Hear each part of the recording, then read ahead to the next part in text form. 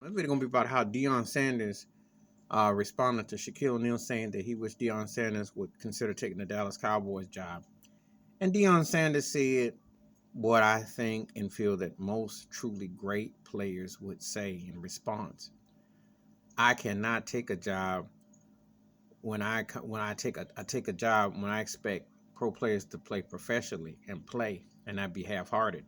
Bottom line, in layman's terms in English, ain't no great player gonna tolerate half-heartedness or just phoning it in and dialing in, because great players have expectations. That's why a lot of great former players do not usually turn out to be great head coaches, because they have such a mental way they see the game that they can't tolerate the half-heartedness of it.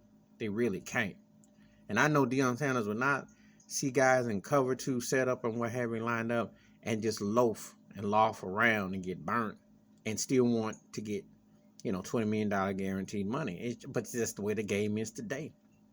The optics of the game, the way everything's just schemed today, is all based on a different kind of pyramid.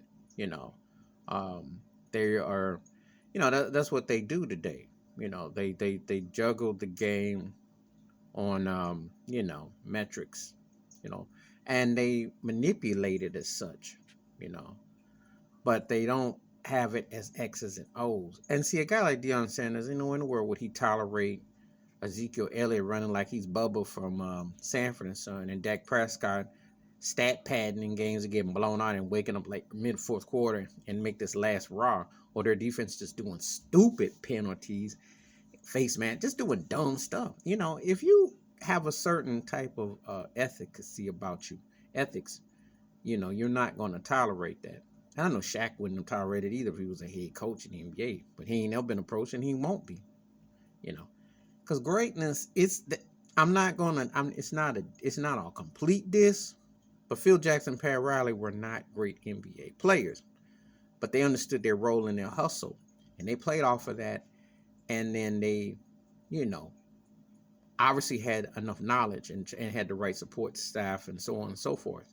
But a great player, I remember Magic Johnson tried it, and it didn't last too long, because the way you see the game, the way you want it played is two different things. And these guys aren't going to play the way you did, but it's a different era and time.